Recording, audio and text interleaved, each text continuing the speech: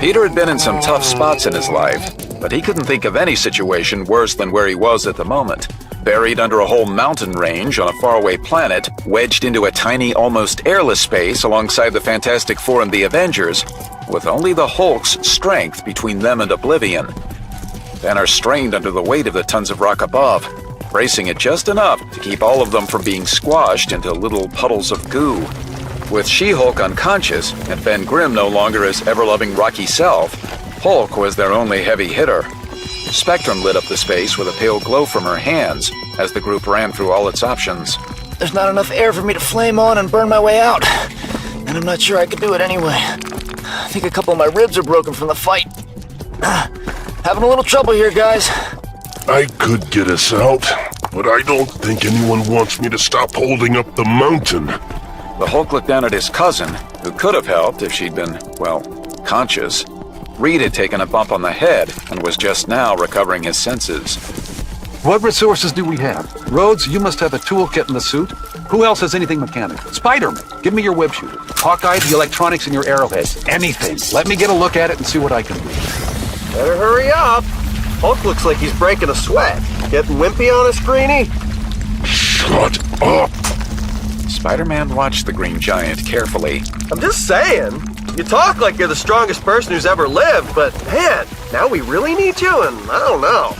I'm thinking we might all be splat any second. You need to get in the weight room, buddy. And I say that as a friend. What the hell is wrong with you? Wrong with me, Clint? I'm in tip-top form.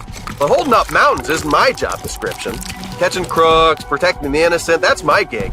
This guy, he's supposed to be the strong one, but look at him. Reed caught Peter's eye, realized what he was up to, and gave him a subtle nod. This suit is more technologically advanced than I'd suspected. It's humbling, really. I consider myself fairly intelligent, as you all know. But seeing Tony Stark's workmanship here hammers home just how brilliant he is. You shut up too, Richards! I'm tired of hearing about how brilliant you are and how brilliant Stark is. You hear me? This is the stupid Hulk talking. The one who's holding up the mountain so you and your brilliant brain don't die. Oh, poor you, so buried in your own self-pity, whining and crying all the time about how nobody gives you credit for Banner's brains. Well, I hate to tell you this, Hulk, but we don't need your brains, we need your muscles. Keep using them and stop wasting your breath complaining. You arrogant bastard! You know I'm losing my intellect, don't you? And you think you can talk to me like the idiot monster I'm going to become again? Well, you better hope whatever plan your brilliant brain is coming up with fails, because I'm gonna tear you into little bloody brilliant pieces if we get out of here. That's it, Hulk, old buddy. Stoke that furnace. Even if you're not going to be smart anymore, we'll still love you. Once I smear Richards all over the outside of this mountain, I'm coming for you next. You're all going to be sorry! I'm sure. All right, I think I've got this figured out. Spectrum, hold this relay. It will feed your power through the repulsor conduits in Iron Man's armor. Rhodes, on my go, fire those repulsors at full force. Backlash? Get behind Hulk's legs, as many of you as possible. I'll wedge in front of you, and we'll just have to trust my shield. My armor ought to soak up some of the shock, too. And hey, it's better than the alternative. Watch it! The rest of the team shoved its way under the Hulk's green mass. Ready? Ready! Wait a sec. Was that a tap from outside? Aim that way, Rhodes, and fire when ready.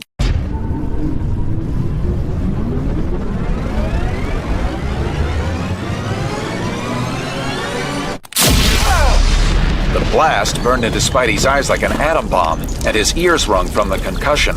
Daylight flooded in through the borehole Rhodey had carved out, and lo and behold, there was a human figure there, covered in dust from the explosion. Spidey couldn't believe what he was seeing. Thor! I knew you were within, yet the mightiest blows of Mjolnir could only knock away so much stone at a time. Spidey sidled up to Hulk. Don't kill me. Why not? I was just, you know.